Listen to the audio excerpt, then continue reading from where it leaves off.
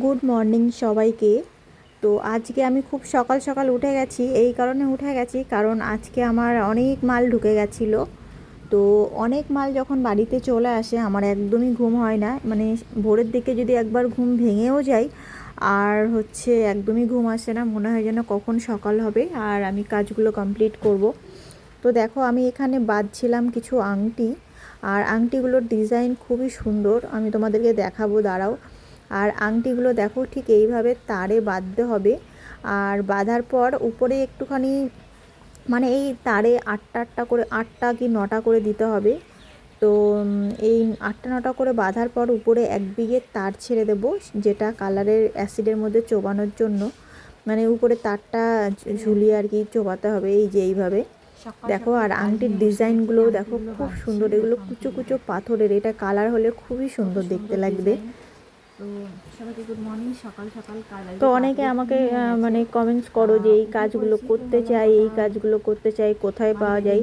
দেখো এর মার্কেট একমাত্র রানাঘাটেই আছে, আর আশেপাশে আছে বলতে অনেকটাই দূরে, এক হচ্ছে বনগাঁর ওই দিকে একটা আছে, আর তাছাড়া আশেপাশে খুব একটা নেই।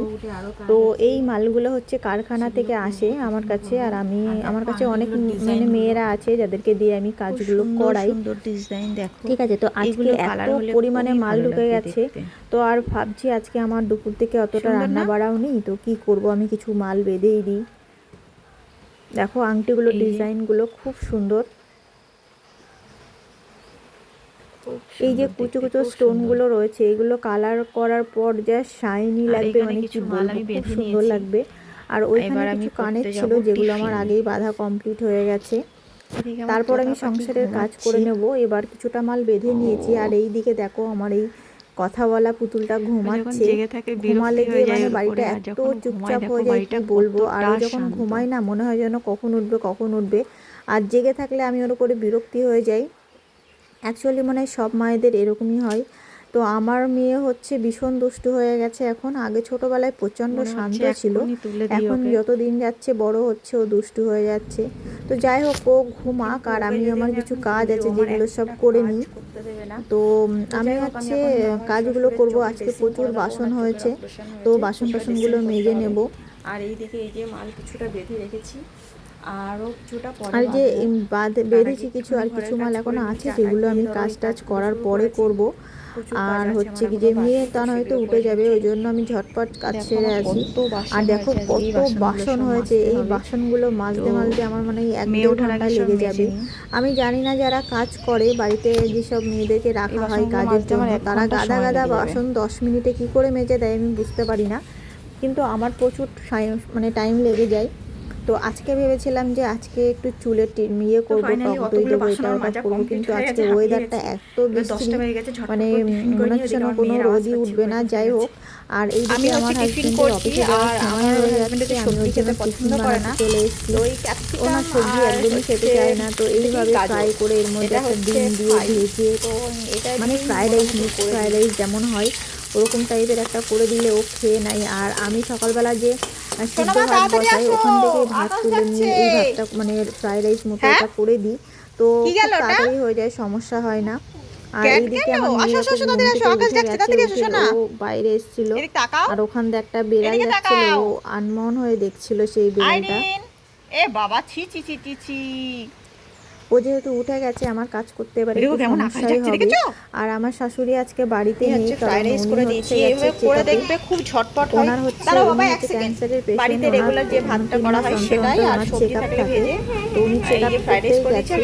আর এই দেখো আমার এই রাইসটা হয়ে গেছে, খুব সুন্দর কালারফুল হয়েছে, শুধু একবার দেখো। যাই হোক, খেতেও খুব সুন্দরই লাগে। আর এই যে আমার মাংস আছে, ওর সঙ্গে ওকে 2 পিস মাংস দিয়ে দেবো, আর একটু টক দই দিয়ে দেবো, ওটা দুপুরের লাঞ্চ হয়ে যাবে। আর ওই খাবারটা দেখে মনে হচ্ছে অনেক, কিন্তু ওটা অনেক নয়, হার্ডলি 2 গাল ভাত দিয়ে সবজিটা দিয়ে আমি ওকে বানিয়ে দিয়েছি। আর আমি এদিকে রেডি হয়ে যাচ্ছি, আমার গিয়ে কিছু মাল আনতে হবে।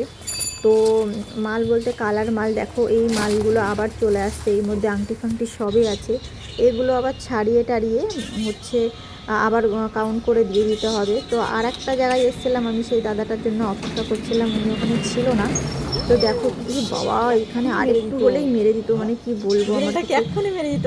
মানে আমার গাটা জাস্ট কেঁপে গেছে, এত সুন্দর বেড়াল। আমি ভিডিও করছিলাম আর হচ্ছে ওই একটা মানে বাইক এসে জাস্ট মেরে দিচ্ছিল। আর এই দেখো উপরে আরেকজন বসে আছে, দেখতে খুব ভালো লাগছিলো, তাই ভাবলাম একটু ভিডিও করে দিই। তো আজকে সারাদিন খুব ক্লান্ত ছিলাম। আর এই যে আমার হাজব্যান্ড সন্ধ্যাবেলা ও বাড়ি চলে এসছে। বাড়ি আসার পর হচ্ছে আমি একটুখানি রান্না বান্না করে নিচ্ছি, কারণ আজকে আমার ননদ নন্দায় আসার কথা রাত্রে। তো ওরা রাত্রে খাওয়া দাওয়া করবে, তো আমি এখানে রান্না টান্না করে নিয়েছিলাম। 2 রকম মাংস করেছিলাম, এখানে আছে চিকেন কষা আর আলু ভেজেছিলাম, ডিম ভেজেছিলাম, ব্যাস। আর দই মিষ্টি এটা সেটা স্যালাড ফ্যালাড এটা ওটা করেছিলাম। মানে খুব বেশি ওরা কাজে মানে আয়োজন করতে পারিনি, কারণ আজকে আমি ভীষণ ক্লান্ত ছিলাম।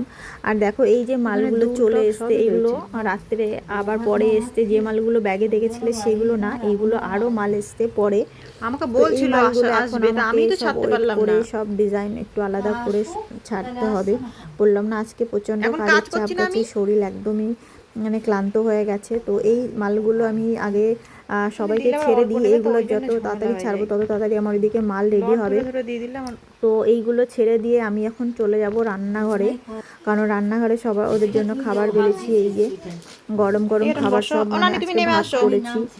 আর হচ্ছে এটা খাওয়া দাওয়ার পর আজকে তাড়াতাড়ি শুয়ে পড়বো। আর আমার মেয়ে দেখি ও প্রত্যেকদিন 2টো বাজিয়ে দেয় ঘুমাতে ঘুমাতে, আজকে জানি না কী করবে। আজকে যেন একটু তাড়াতাড়ি ঘুমিয়ে পড়ে, কারণ আমি ভীষণ ক্লান্ত আজকে। আমার সারাদিন খুব ধকল গেছে, কোনো রেস্ট হয়নি। তো গুড নাইট সবাইকে।